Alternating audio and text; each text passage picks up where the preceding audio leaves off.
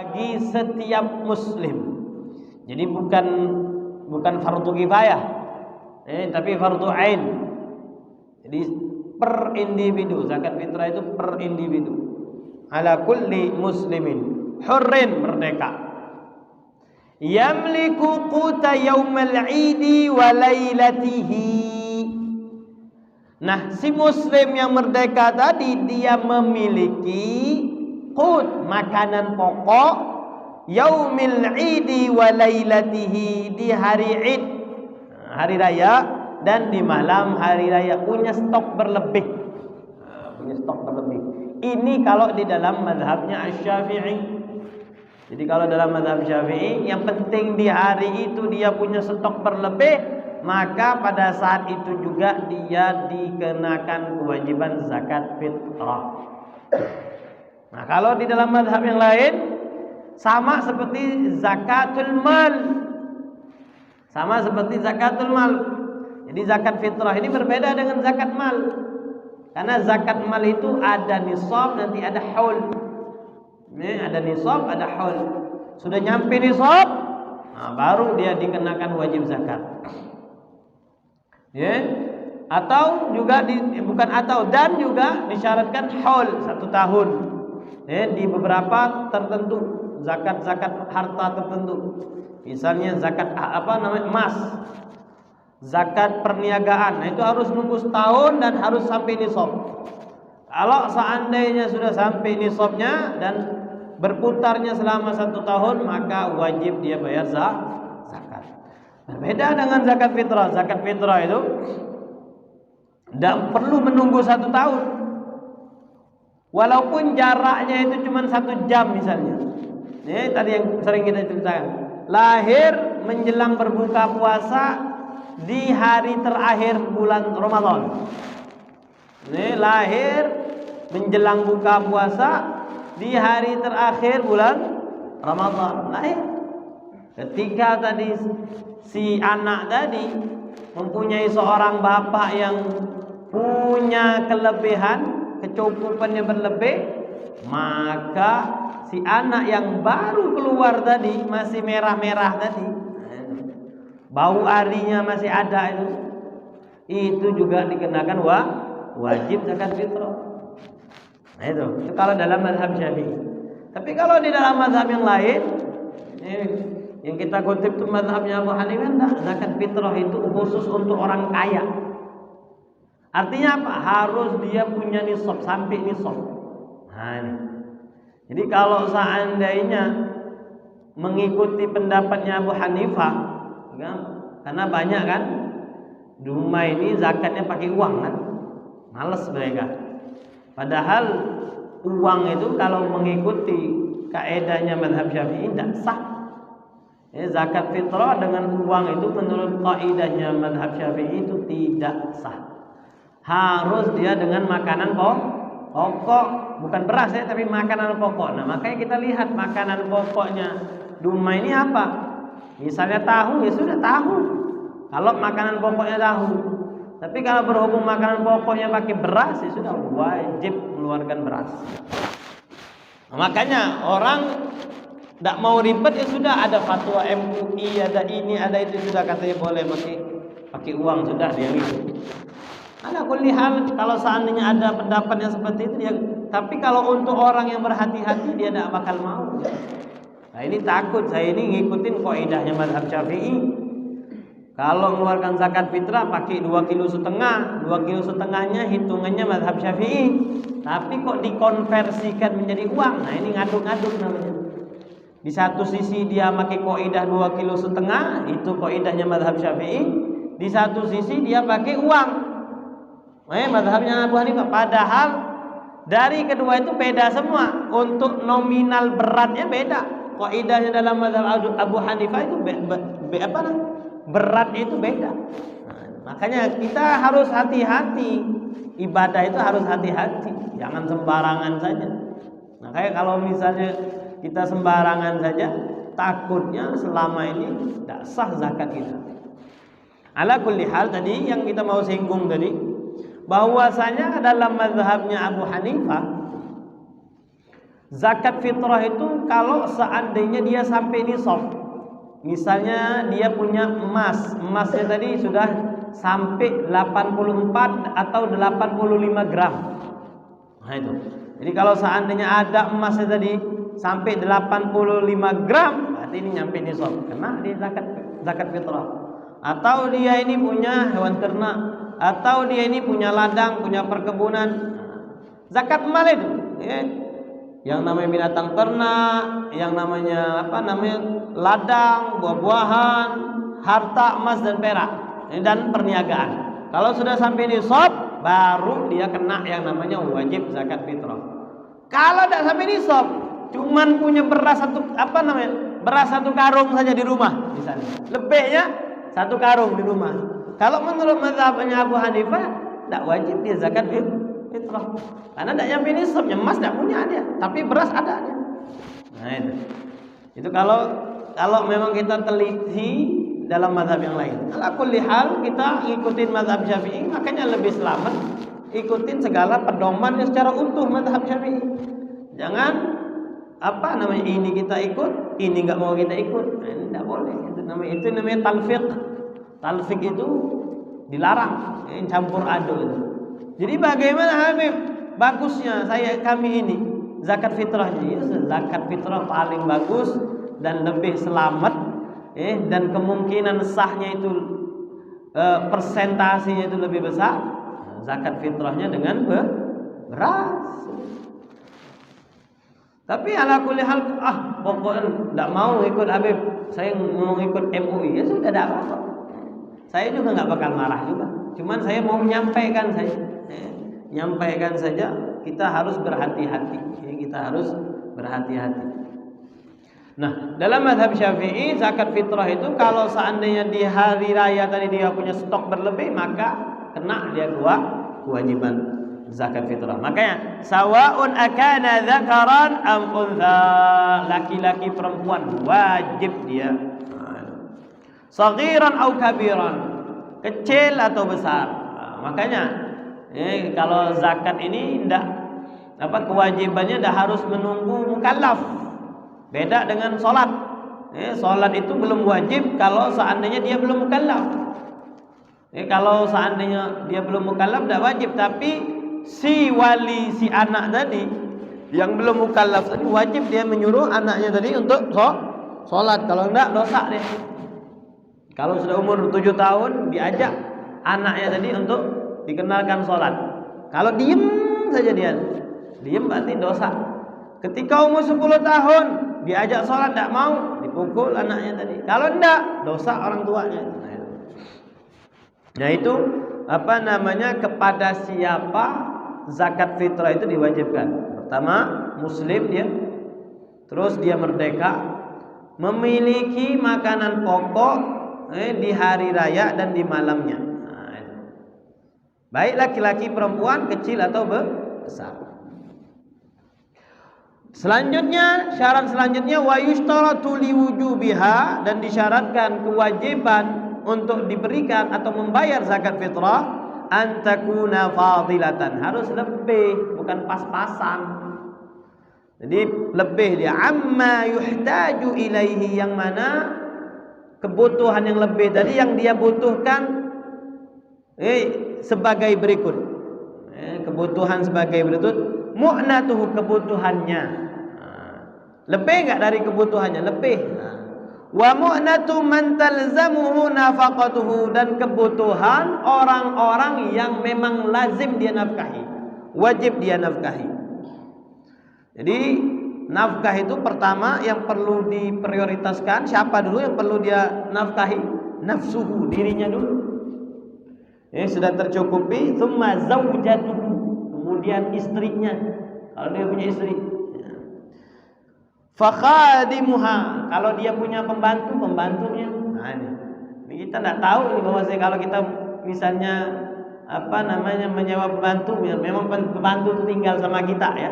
Pembantu itu memang tinggal sama kita. Nah, pembantu yang tinggal sama kita itu kesehariannya tinggal sama kita. Nah, itu makan kita tanggung. Nah, itu. Makan kita tanggung. Artinya dia ini enggak dapat gaji. pembantu yang tidak dapat gaji. Beda, ya. Kalau yang dimaksudkan dalam kitab ini pembantu yang memang membantu kita, yang mana dia ini tinggalnya sama kita tapi tidak dapat gaji bulanan dari kita, gaji pokok. Tapi kalau sudah gaji pokok itu sudah beda lagi, sudah jadi pekerjaannya. Jadi urutannya itu dirinya dulu, setelah itu istrinya, pembantunya, kemudian anaknya yang belum baligh. Anaknya yang belum baligh. Wajib orang-orang yang dia nafkahi dari itu. Fa'abahu, kemudian bapaknya, orang tuanya. Wa in ala fa ummuhu, dan setelah itu adalah ibunya. Nah ini jadi ada urutannya. Jadi kalau seandainya dia bisa membiayai untuk keluarganya saja sudah. Jadi jangan sampai dia memaksa untuk memberikan nafkah juga untuk orang tuanya. Sampai nanti di dalam rumah tangganya ribut. Ini gara-gara apa? Wajib ngasih orang tua, akhirnya istrinya ribut, anaknya tidak keurus. Nah ini salah. Cara memberikan nafkah yang seperti ini keliru. Jadi prioritaskan dulu yang mana yang wajib, siapa dulu yang perlu dinafkahin, sudah semua terpenuhi cukup, baru selanjutnya, siapa lagi dan terusnya. Jadi harus lebih dulu. Persiapannya di hari raya itu, barang-barang yang di hari raya itu sudah cukup dulu. Untuk dirinya, untuk istrinya, untuk anak-anaknya, untuk pembantunya, dan untuk orang tuanya. Kalau seandainya orang tuanya yang dia nafkahi. Kalau pas-pasan sudah tidak wajib dia zakat fitrah. Atau misalnya sudah sudah dia penuhi semua tuh kewajiban-kewajiban orang yang nafkah. Rupanya lebih, tapi lebihnya ini hanya untuk dirinya saja. Ya sudah, berarti dia wajib zakat fitrahnya untuk dirinya. Untuk istrinya, untuk anaknya tidak wajib dia. Jadi tidak perlu maksa-maksa dia. Jadi kalau iya emang berlebih, tapi lebihnya ini untuk satu orang saja, untuk satu kepala saja. Berarti apa? Berarti dia yang wajib zakat fitrah. Istrinya tidak wajib. Dia zakat fitrah, dan istrinya pun tidak wajib mengeluarkan zakat fitrah. Karena istrinya itu dalam tanggungan suami. Sedangkan si suami stoknya habis. Yang lebih di hari itu hanya dia miliki untuk dirinya saja, yang berlebih dari yang bisa dia serahkan untuk zakat fitrah. Sudah. Ini tidak perlu dia sampai takut dan segala macam berhutang. Terus juga mindainin walau muajjalan. Dia ini kebutuhannya tadi, hartanya tadi lebih ketika dia mempunyai hutang, walaupun belum dibayar, tapi memang hutangnya ini bisa dia lunasi. Jadi jangan sampai dia punya hutang tidak bisa dilunasi, akhirnya dia bayar zakat, keliru. Jadi walaupun hutangnya belum bayar, tapi memang lebih dan bisa dia bayar hutangnya tadi. Jangan sampai dia tidak bisa bayar hutang gara-gara dia bayar zakat. Min khadimin wa manzilin yaliqani bihi, kebutuhan rumah tangganya sudah terpenuhi semuanya. Beres-beres rumahnya sudah cukup. Lebih dari harta baru dia serahkan zakat fitrah tadi. Fa idza lam takun fadilatan, kalau seandainya tidak berlebih, yaumul id wa lailatuhu, di hari raya dan di malam hari rayanya, amma yahtajuhu min ahadi hadhihi al-umur fala zakat. Jadi tidak wajib. Kalau seandainya tidak cukup nih, pas-pasan saja, ini tidak ada sisanya, sudah. Berarti ini orang tidak diwajibkan untuk membayar zakat fitrah. Tidak wajib. Ada pertanyaan enggak? Silakan. Seandainya gini tuh, anak merantau ke suatu negeri. Kemudian dia untuk membayarkan zakat fitrahnya di negeri itu sangat sulit mencari tempatnya. Boleh enggak sebagai orang tua membayarkannya? Ya sudah, nanti si anak tadi mentaukilkan kepada si bapak, Pak, tolong bayarkan zakat fitrah saya. Itu pun ngikutin salah satu pendapat dalam mazhab Syafi'i, boleh enggak zakat dia itu dipindahkan ke daerah lain. Permasalahannya apa hukumnya memindahkan zakat ke daerah yang lain? Nah, di sini kalau menurut pendapat yang mu'tamad, yang jadikan pegangan, mu'tamad itu jadikan pegangan. Naqluz zakah itu tidak boleh, tidak sah. Jadi misalnya saya sekarang sudah tinggal di Dumai. Saya mau zakat kepada orang di Palembang karena saya asli orang Palembang, tidak boleh. Saya kirim duitnya tadi, transfer tadi, belikan beras dan segala macam, tidak boleh. Yang benar gimana? Ya sudah, saya tinggal di Dumai, saya serahkan zakat fitrah saya tadi kepada yang ada di Dumai, mau di Meranti Darat atau di Melati atau misalnya di Teluk Makmur, yang penting di Dumai. Karena saya tinggalnya di Dumai. Jadi tidak harus, tapi kita tahu harus ada yang kita prioritaskan. Siapa yang prioritaskan? Keluarga kita, tetangga kita, kerabat kita. Nah itu. Jadi ada aturannya. Jadi kalau menurut pendapat mazhab Syafi'i yang mu'tamad, memindahkan zakat itu tidak boleh. Tapi disebutkan ada pendapat Ibnu Ujail yang lebih meringankan, bahwasanya naqluz zakat itu boleh. Jadi misalnya tadi ada anaknya tadi di luar kota, dia bingung dia karena belum paham daerah yang dia tinggal tuh. Atau dia masih segan-segan berinteraksi dengan orang tua, sudah bingung mau ngomong apa, akhirnya dia minta tolong sama orang tuanya, Pak, tolong Pak, saya mau bayar zakat tapi tidak enak, belum nyaman, tinggal di bingung, mau ngomong sama orang tuh tidak tahu di mana supaya bisa nyalurkan zakat, atau saya tidak tahu mana orang yang memang butuh menerima zakat dari mustahil zakat tadi.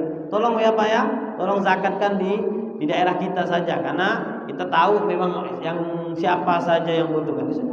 Kalau menurut Ibnu Ujail tadi sah zakatnya. Ada lagi, silakan. Tanya aja, mau keras-kerasan, mau ngotot-ngotot silakan, enggak apa-apa. Yang menerima zakat. Ya. Orang tua kita ini sudah menerima zakat daripada penduduk atau masyarakat. Bagaimana kalau kita sebagai anak zakat kepada orang tua? Yang pertama. Yang kedua tentang zakat harta.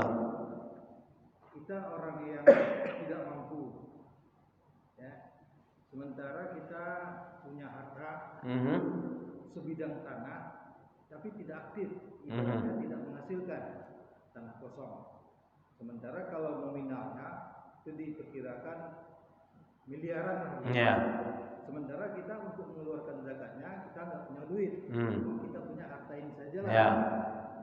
Apakah masih diwajibkan kita untuk mengeluarkan zakat yang tanah tadi? Yang tidak berfungsi. Ya namanya kan kita harus tahu dulu, makanya kita kenalkan dulu jenis-jenis harta yang wajib dizakati, itu dulu kuncinya. Kita harus tahu dulu mana saja harta yang wajib dikeluarkan zakatnya. Nah, ketika sudah kita kenal jenis-jenis harta yang wajib kita zakati, baru kita pikirkan sudah nyampe nisab dak, sudah haul dak, baru itu. Jangan dulu kita mikirkan nisabnya, haulnya, sedangkan ini belum masuk kategori zakat harta tadi. Makanya kemarin kita singgung, zakat harta itu ada 6 jenisnya. Kita ulang lagi aja ya, sedikit. Zakat harta itu ada 6. Pertama an-na'amu, binatang ternak. Binatang ternak, ada kita ternak binatang. Ternak binatang pun tidak semua binatang. Kalau misalnya kita ternak lele misalnya, tambah lele tidak wajib zakatnya. Walaupun lelenya beribu-ribu. Kemarin baru kenal juga ada bapak-bapak, dia ternak lele banyak, alhamdulillah. Tidak ada zakatnya, walaupun banyak lelenya tadi. Atau tambah udang lebih hebat lagi. Atau ayam, karena lebih banyak tuh konsumsi ayam, ratusan ribu ayam, bukan masuk na'am tadi, bukan termasuk binatang ternak yang diwajibkan untuk zakat tadi. Yang diwajibkan zakat tadi binatang itu hanya 3 jenis, onta, sapi, sama kambing. Nah, itu aja. Jadi kalau seandainya yang lain sudah ada usah lagi, pokoknya ini 3 ini ada nggak? Sudah. Ini bagian binatangnya.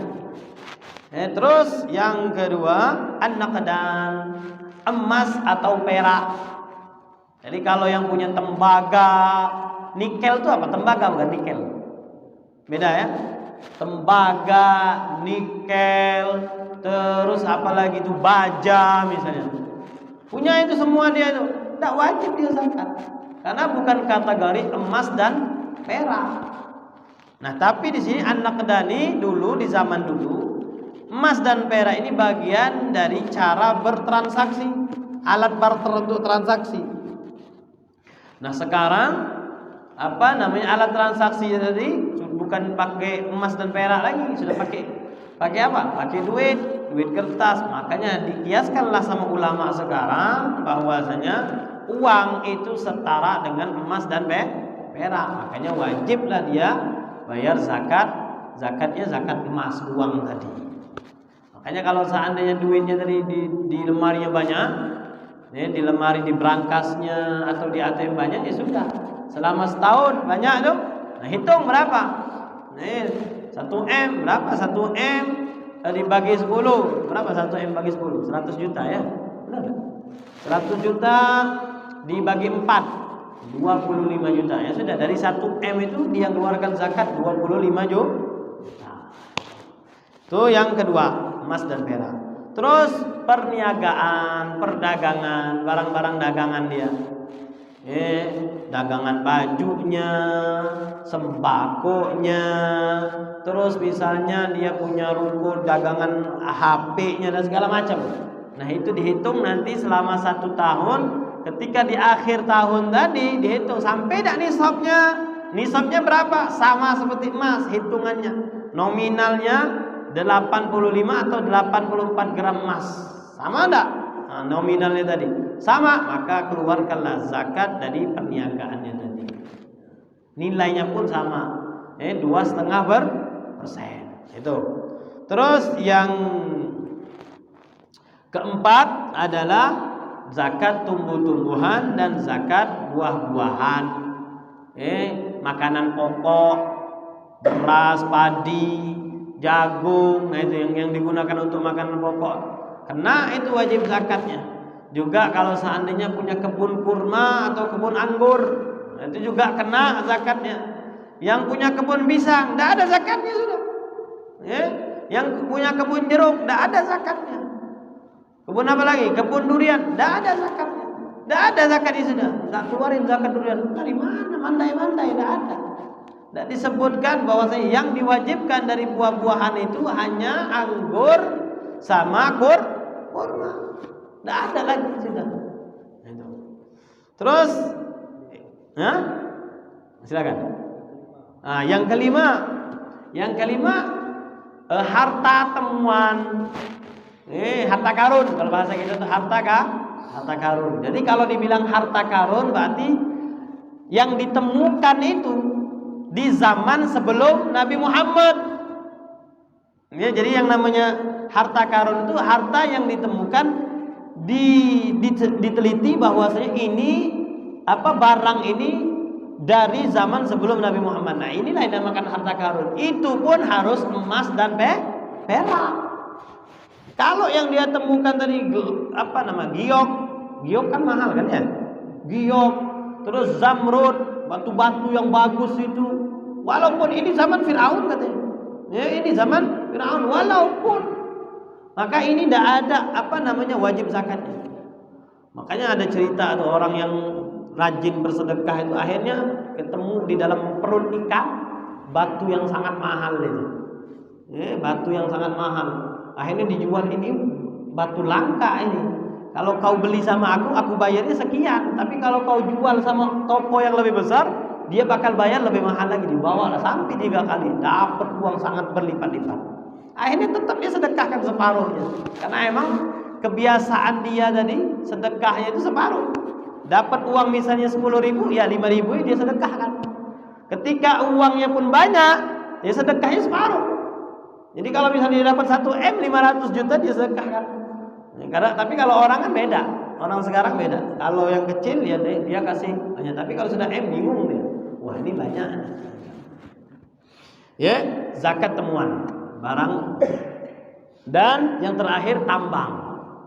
Nah, tambang pun tadi, kalau dia tambangnya batu bara, tambangnya semen, tambangnya minyak, itu tidak ada zakatnya. Tidak ada zakatnya semua. Pokoknya kalau dia nambangnya emas atau nambangnya perak, disitulah kalau seandainya sudah sampai nisabnya baru kena yang namanya zakat. Nah, sudah. Kategori-kategori tadi ada nggak tanah yang itu? Tidak ada, itu sudah tidak ada. Tidak wajib dia zakat. Jelas Pak ya? Terus apa lagi tadi itu? Apa? Orang tua tadi kita harus tahu dulu tadi definisinya. Apakah orang tua ini bagian dari orang yang wajib kita nafkahi atau tidak? Kalau orang tua tadi adalah orang yang memang kita diwajibkan untuk menafkahinya, maka zakat kepada orang yang wajib kita nafkahi tidak sah. Kita misalnya zakat kepada istri kita tidak sah. Zakat kepada anak kita tidak sah. Kenapa? Karena mereka ini adalah orang-orang yang wajib kita nafkahi. Nah, syaratnya supaya sah bahwasanya orang itu memang bukan kategori orang yang wajib kita nafkahi. Nah, kalau seandainya mereka orang tua tadi memang bukan urutan yang wajib dinafkahi, kita zakat kepada mereka, maka boleh. Misalnya kepada sepupu, nah itu orang jelas-jelas yang bukan kewajiban kita menafkahi. Adik beradik itu bukan wajib nafkahi. Bukan kewajiban kita untuk menafkahi. Membantu iya, meringankan iya, tapi kalau wajib menafkahi, dapat kiriman per bulan enggak. Nah, itu. Kecuali kalau seandainya memang urutannya tadi sudah semua terpenuhi, nah baru.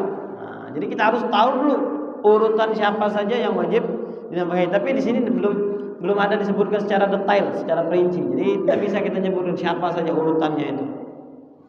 Tapi yang penting, yang jelas itu istri, anak yang belum balik, anak yang belum balik, anak yang sudah balik tidak boleh kita zakat fitrah langsung itu. Ini penting, ini catatan bahwasanya kita tidak boleh langsung membayar zakat untuk anak kita yang sudah balik. Jadi gimana supaya sah? Suruh anak tadi, nak ini beras bapak kasih ke engkau, dan nanti kau balikkan lagi pada bapak. Pak, tolong pak, ini zakat saya, tolong serahkan kepada panitia zakat, titipkan. Nah, itu boleh. Tapi kalau langsung ini zakat fitrah untuk anak saya, sedangkan anaknya sudah balik, tidak sah. Maka si anak pun nanti kena dia, wajib dia bayar zakat, belum sah zakatnya tadi. Jadi itu apa tadi? Sedekah saja, sedekah biasa. Tuh ya. Ada lagi silakan. Lanjut lagi tentang zakat fitrah tadi. Nah, kewajibannya kadar kewajiban zakat fitrah sa'un. Jadi yang namanya zakat fitrah itu yang wajib dikeluarkan itu 1 sa'. 1 sa'. 1 sa' itu apa? Arba'atu amdadin, 4 mud. 4 mud. Jadi kita harus tahu dulu kilo itu tidak ada dulu, di zaman dulu tidak ada kilo. Kilo itu tidak ada zaman dulu. Jadi kita harus tahu dulu bahwasanya Nabi itu mengeluarkan 1 sa' zakat fitrahnya beliau. Berapa 1 sa' itu? Adalah 4 genggaman Nabi. 4 genggaman. 1, 2, 3, 4. Bimuddin Nabi sallallahu alaihi wasallam. Nah, di sini dalam kitab ini disebutkan bahwasanya 4 mud itu huwa ma yusawi halian 2,7,5 kilo. Jadi di zaman sekarang ini menurut pendapat yang ada di kitab ini, nilai per kilonya sama dengan 2,7,5 kilo. 2,7,5 kilo. Takriban, kira-kira, kurang lebih bahasanya. Kurang lebih 2,7,5 kilo. Nah, kita tidak menutup kemungkinan memang dari dulu pendapat banyak sekali bahwasanya zakat fitrah itu 2,5 kilo, 2,5 kilo. Nah, itu juga di dalam mazhab Syafi'i. Makanya mereka beda-beda mengkonversikan 4 genggaman itu berapa beratnya gitu. Makanya ada lagi bahkan disebutkan di sini di dalam kitab ini, Wa ba'duhum yaqul 3 kilo wa takdiban. Ada lagi yang berpendapat 3 kilo. 3 kilo. Jadi kalau seandainya memang kita punya lebih, ya sudah, apa salahnya 3 kilo kita serahkan gitu. Kalau memang kita pas-pasan 2,5 kilo sudah cukup. Bahkan ada yang mengatakan 2,4 2 kilo 4 on cukup. 2 kilo 4 on. Tapi untuk yang lebih, hendaknya dia lebihkan 2,7 setengah atau 3 kilo lebih. Bahkan kalau seandainya dia naikkan lagi 4 kilo, 5 kilo, 6 kilo, itu lebih afdal. Kalau dia mempunyai stok yang di rumah melimpah. Banyak di rumahnya itu.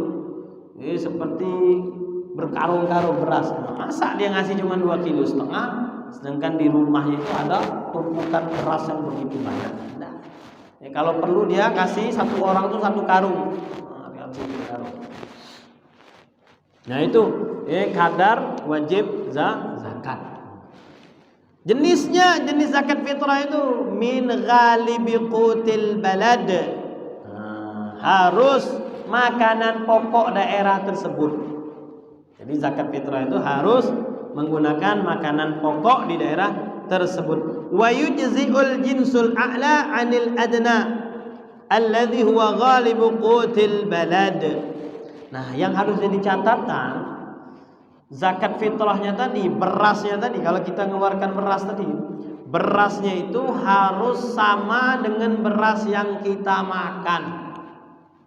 Jangan kita makan berasnya Masya Allah yang mahal. Berapa yang paling mahal beras sekilonya? 17.000. Ada yang lebih mahal lagi Pak, namanya basmati. Itu sekarang 1 kilonya 32.000 atau 30.000. Kalau biasanya makan basmati setiap hari ya, setiap harinya makan basmati, bukan seminggu sekali, sebulan sekali, setahun sekali, enggak. Yang makannya basmati. Sudah, nanti dia wajib mengeluarkan zakat berasnya, beras basmati. Jadi 2,5 kilo basmati. Nah, kalau seandainya tadi yang biasa makan berasnya tadi, jenis berasnya itu yang harganya 17 kilo, wajib nanti dia mengeluarkan zakatnya itu sejenis beras yang dia makan sama. Tidak boleh dia misalnya dia makan beras yang harganya 17.000, dia keluarkan zakatnya yang seharga 15.000. Apalagi beras bulog, tidak boleh, tidak sah. Nah, itu. Jadi jangan sampai sudah beli aja 2,5 kilo, pokoknya 2,5 kilo, pokoknya 2,5 kilo. Jangan. Beli beras kita yang biasa kita makan. Nah itu berapa? Jadi kalau seandainya berasnya itu lebih tinggi kualitasnya, sah. Jadi kualitasnya lebih bagus, lebih mahal. Jadi kita makannya harganya 15.000 misalnya, tapi kita keluarkan zakatnya tadi dengan beras yang lebih bagus 17.000, itu sah. Sebaliknya kalau seandainya kita makan yang 17.000 tapi kita berikan zakat yang 15.000, maka tidak sah. Nah, itu penting jadi catatan. Jangan sampai kita yang penting beli beras, nanti beli beras. Silahkan. Kalau kita orang ini penerima. Oh, penerima zakat. Sementara zakat kita terima itu berlimpah pada tahun. Ya makanya itu tadi tuh. Kadang orang yang dia ini menyandang 2 status. Orang yang berhak menerima zakat dan orang yang berhak mengeluarkan zakat. Karena yang namanya definisi fakir miskin itu melekat. Melekatnya misalnya dia itu dilihat dalam 1 tahun dia ini mampu enggak, bukan di hari itu saja. Bukan di hari itu saja. Makanya kalau yang namanya zakat fitrah itu, kalau di dalam mazhab Syafi'i banyak yang diwajibkan. Makanya kalau seandainya yang di dalam mazhabnya Abu Hanifah sedikit orang yang bayar zakat, hanya untuk orang kaya saja bayar zakat itu. Jadi kalau seandainya orang tadi memang dia berhak dia dalam 1 bulan, kan definisi fakir itu apa? Kemarin itu definisi belum kita jelaskan.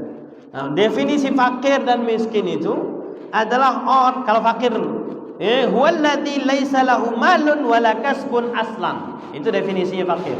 Orang yang tidak punya harta dan tidak punya mata pencaharian sama sekali. Itu Itu fakir. Atau definisi yang lain tentang fakir, aulahu kasbun, punya mata pencaharian.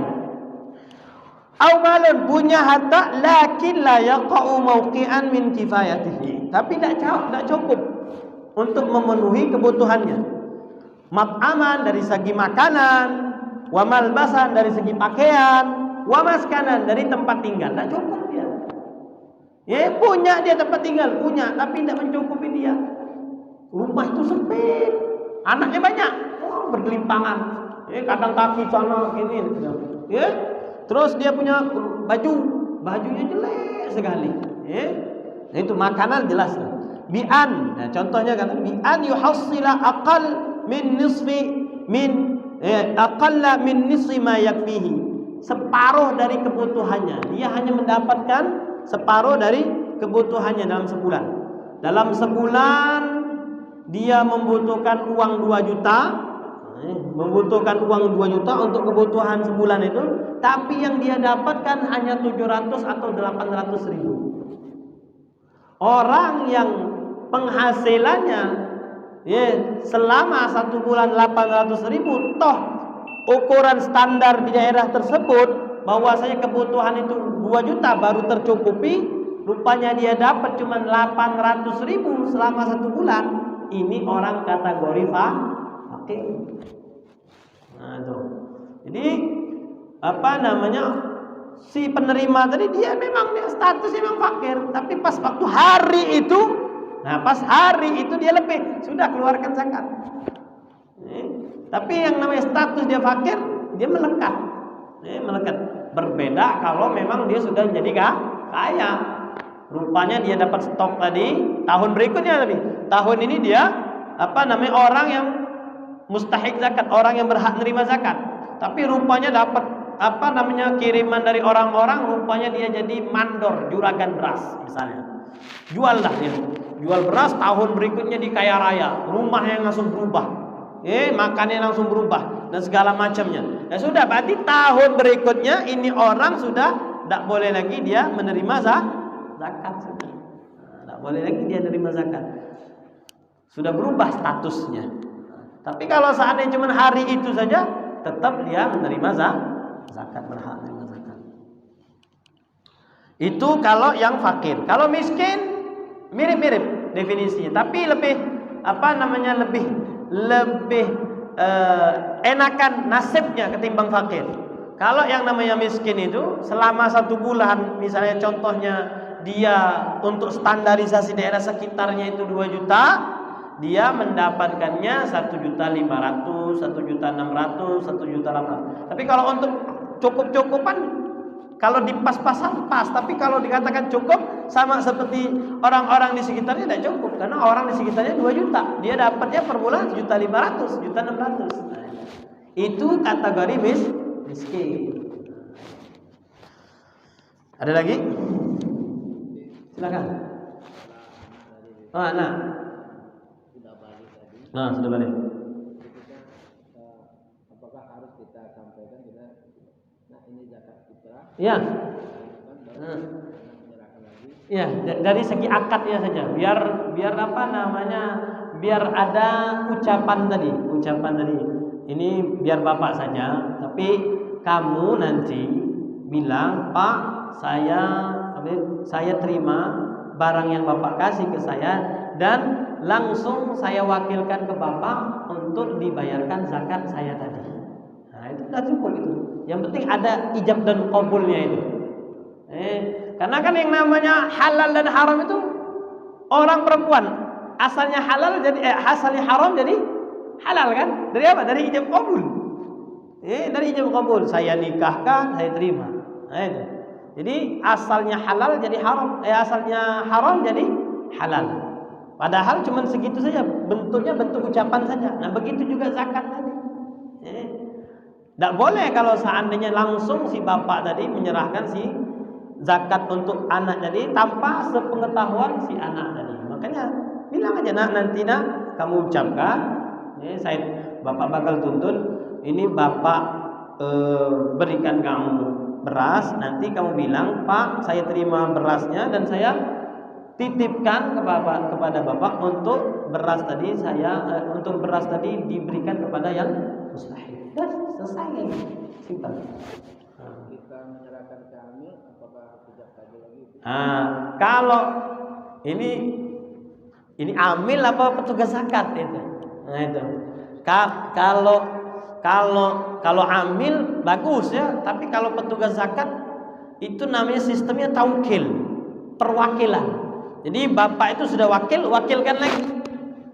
Jadi bapak itu mendapatkan perwakilan dari si anak bapak tadi. Terus bapak wakilkan lagi. Itu lebih afdol kalau yang modelnya panitia zakat bukan amil zakat, lebih afdol kita sendiri yang bayar zakat kepada si mustahik, orang yang berhak. Itu yang lebih afdol. Jadi gimana sekarang nih paling bagusnya zakat? Ya kalau seandainya kepada amil itu yang lebih afdol. Kita serahkan kepada amil. Kalau emang dia statusnya amil zakat yang memang sudah ditunjuk oleh bagian dari pemerintahan untuk mengurusi zakat. Itu paling afdal, serahkan zakat kita itu kepada amil. Tapi kalau pada panitia zakat yang istilahnya bukan legal, yang namanya legal tadi kan memang ditunjuk oleh pemerintah. Nah, kalau yang namanya tidak legal berarti ilegal, tidak ditunjuk pemerintah. Dia menjadi istilahnya itu mengakuisisi dirinya itu sebagai amil. Nah, itu tidak boleh. Jadi lebih bagus bagaimana? Lebih afdal saya serahkan zakat fitrah saya tadi dan anak-anak saya tadi langsung saja. Itu lebih afdal. Karena yang kita takutkan gini, yang kita takutkan kepada panitia zakat. Kenapa? Karena mereka itu ketika mereka menjadikan mereka itu panitia zakat, apakah mereka sudah belajar tentang hukum zakat? Pertanyaan itu dulu. Bukan masalah mereka belajar cuman hanya tentang nawaitu an ukhrija zakatal fitri, bukan itu yang penting itu. Yang penting itu apakah dia ngerti zakat. Hukum zakat bagaimana? Terus jenis-jenis zakatnya itu bagaimana? Sudah tahu dia mana antara zakat mal, zakat fitrah? Sudah ngerti belum dia itu? Panitia zakat tadi. Kalau dia sudah ngerti enak, aman. Pastinya dia akan berusaha nanti bagaimana dari masjid tadi minta SK dari Basnas atau kerjasama nanti misalnya lazismu. Nah itu kan sudah kerjasama itu. Lazismu itu sudah bekerja sama dengan Basnas. Mereka sudah dapat SK juga. Jadi masing-masing dari lazismu itu sudah dapat SK dari Basnas untuk supaya mendistribusikan atau mengambil zakat-zakat orang-orang yang di sekitarnya yang mau bayar zakat. Tapi kalau seandainya di masjid tersebut dia belum mendapatkan SK, tidak boleh dia menjadikan dirinya itu sebagai amil. Nah, kenapa? Nanti kalau seandainya dia bukan statusnya amil, dia tidak boleh menerima zakat. Ketika dia ngambil zakat yang katanya zakat padahal bukan zakat, maka dia makan sesuatu yang dilarang, yang bukan haknya. Artinya makan masuk dalam mulutnya sesuatu yang haram. Nah, ini yang kita takut. Itu. Jadi untuk yang si anak tadi kita aja dia serahkan kepada bapaknya. Nah, kalau seandainya bapaknya mau mewakilkan lagi silahkan, karena dia sudah dapat wewenang dari si anak tadi, boleh dia kepada panitia zakat. Tapi yang lebih afdal dia langsung distribusikan langsung kepada orang yang memang kita tadi tahu bahwa dia memang mustahil zakat. Silakan. Kita sebagai petugas amil. Terus zakat ini datang orang menyerahkan zakat kepada kita pas waktu-waktu terakhir. Waktu terakhir. Jadi begitu kita terima, sementara zakat ini sudah kita berikan kepada yang sudah berhak tadi. Kan? Terus zakat yang kita terima tadi itu karena khotib sudah naik mimbar, kan nggak perlu lagi zakat tadi itu kan nggak ada lagi kan. Jadi kalau seandainya kita berikan menjadi sedekah jadinya. Nah, tetap. Makanya kita kan kemarin sudah bahas tuh hukum yang namanya waktu zakat. Jadi waktu zakat itu ada waktu yang boleh, waktu yang afdal, waktu yang wajib, waktu yang makruh, waktu yang haram. Jadi ibaratnya kalau seandainya ada orang bayar zakat, toh setelah sholat id, berarti ini dia cara dia mengeluarkan zakat di waktu itu hukumnya makruh, tapi dia harus keluarkan zakatnya. Jadi tetap yang namanya zakat fitrah, tidak berubah jadi sedekah. Tetap, tapi waktu yang dia keluarkan ini waktu yang tidak bagus lagi. Nah itu. Jadi kalau seandainya setelah sholat id dia keluarkan zakat, dia wajib, tetap kena wajib, tapi waktunya tadi sudah ada afdal lagi. Tapi tetap Zakat fitrah. Sama seperti orang meninggalkan sholat, tetap dia harus dituntut dia qadha sholat. Nah itu. Ini kemarin kita contohkan itu berarti dia itu kayak qadha. Artinya contohnya orang yang sholat misalnya subuh sampai mana akhir waktunya itu? Kira-kira akhir waktunya jam berapa?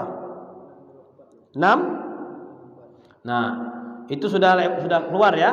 Nah, dia sholat itu mepet. Mepet jam 6 pas, jam 6 kurang. Nah, sholat yang seperti ini makruh. Tapi dia harus sholat dia. Tapi waktunya sudah tidak bagus lagi, mepet. Karena yang paling afdal sholat di awal waktu. Atau dia misalnya waktu Jawas itu sampai sebelum mepet. Boleh dia sholat setengah 6, boleh dia sholat. Nah itu. Kalau dia mau sholat subuh boleh. Tapi kalau sudah mepet mau keluar, nah ini makruh.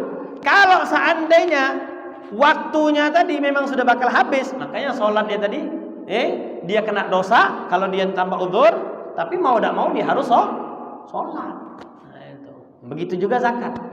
Jadi kalau seandainya dia setelah id, maka dia hukum dia mengeluarkan zakat itu waktunya itu sudah makruh. Tapi dia harus. Dan untuk malam maghrib di hari raya itu sudah waktunya masuk waktu haram, dosa dia kalau dia tanpa alasan. Tapi dia harus bayar zakat, tetap dikenakan yang namanya tanggungan dia kena zakat fitrah. Jadi tidak ada yang berubah jadi sedekah. Terus zakat tadi itu kemana kita salurkan? Kepada orang yang berhak. Sekarang ini sudah kita Banyak orang yang berhak. Kalau di Duma ini banyak sekali yang berhak. Makanya tadi saya bilang, bukan di kampung kita, bukan misalnya sudah di Melati sudah semuanya sudah. Dah. Jangkauan lingkungan Duma ini cari siapa? Orang yang berhak. Misalnya di sebelah tetangga sebelah ini, Meranti. Kalau di sini apa? Tidak ada. Hah? Nah, apa itu ya? Pokoknya ya di daerah sebelahnya gitu. Atau yang namanya zakat itu satu orang itu bisa nerima banyak. Satu orang itu bisa nerima banyak. Boleh. Misalnya adalah contoh lah si fulan. Si fulan ini saya ngasih kepada si fulan. Bapak ngasih si fulan. Bapak semuanya satu orang boleh.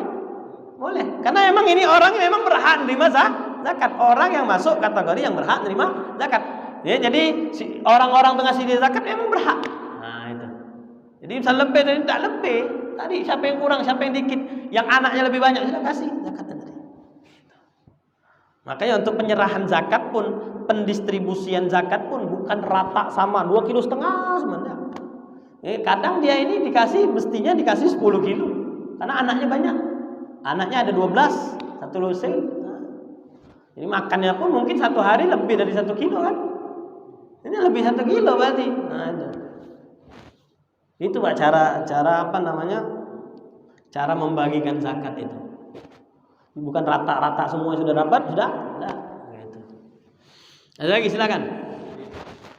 Kasus seperti tadi yang dia. Ini kan termasuk orang yang berhak menerima zakat. Seandainya tadi itulah dalam kasus seperti itu udahlah untuk saya aja lah gitu gimana? Iya. Kalau seandainya memang dia orang yang dikategorikan fakir, miskin, banyak hutang misalnya, ya sudah, nanti ada saksinya. Yang penting ada saksinya bahwasanya saya ini sebagai panitia, bukan karena saya ngambil ini kan, bukan karena panitia, karena saya ini masuk kategori fakir atau miskin atau yang punya utang.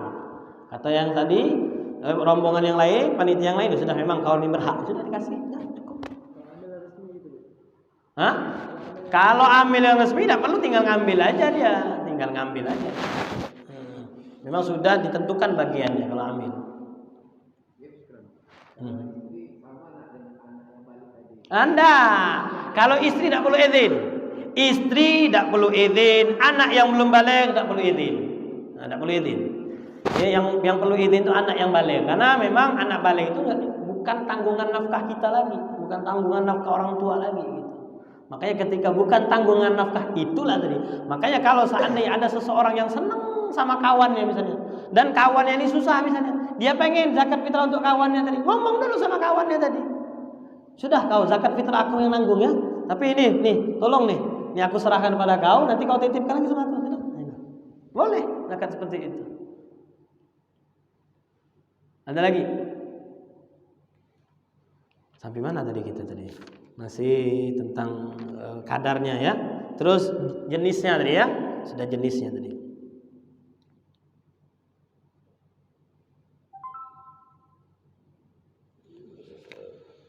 Niatnya gampang niatnya. Saya niatkan beras ini, zakat ini adalah zakat harta saya. Niatnya gitu aja. Hadhihi zakatu mali. Hadhihi zakatu mali atau hadhihi fardu sadaqatu mali. Nah, itu niatnya zakat itu gitu aja. Ini tidak perlu dia pakai akad-akad yang biasanya apa akadnya? Ya gimana bahasanya tuh, kalimatnya? Saya niat mengeluarkan zakat fitrah. Zakat fitrah saya dan nah ini bahaya itu, tanggungan saya berarti itu digabung sama dia. Tidak boleh ya. Jangan lagi itu sudah tuh. Zakat model digabung satu karung itu tidak boleh lagi. Pisahkan dulu 2,5 kilo aja dipisahkan dulu. Kasih tahu ini zakat saya niatkan mengeluarkan zakat fitrah saya.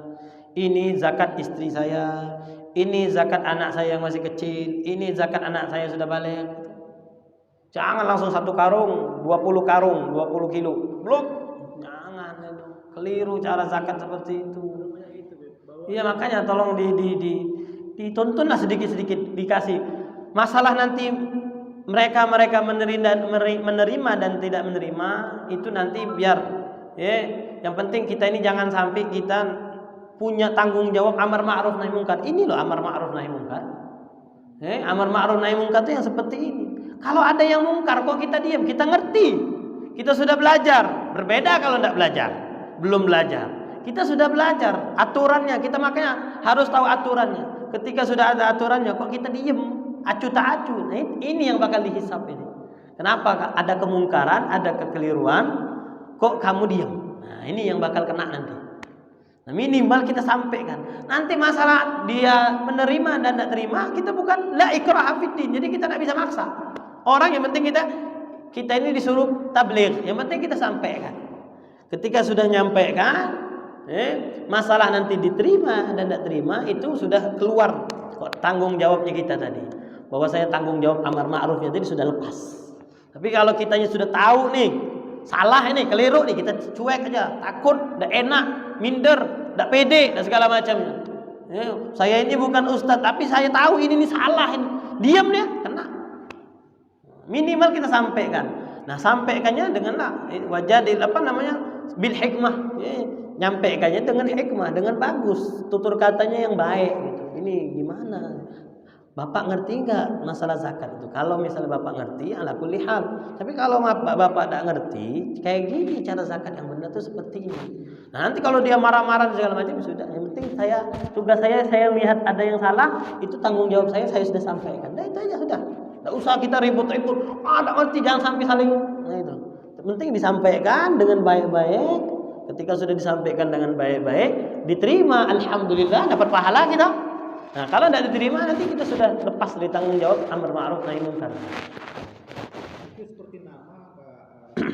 Nama itu sekalian diapakan? Ya, kasih tanda aja gitu, Pak, tulis ini nama siapa nih. Bunda, Dinda, itu aja.